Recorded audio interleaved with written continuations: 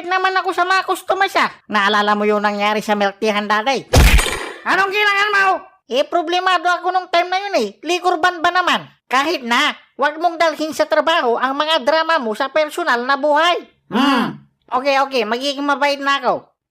Pag magpipick up lines ka kay Aubrey, dapat yung pang matalino at hindi yung puro kabastusan. Anong bastos? Hindi naman ako ganyan klaseng tao. Aubrey, keyboard ka ba? Bakit? Papindot nga. Sabi mo hindi ka ganon. Ay, sorry. Aubrey, ilog ka ba? Bakit? Kasi I love you forever. Yee?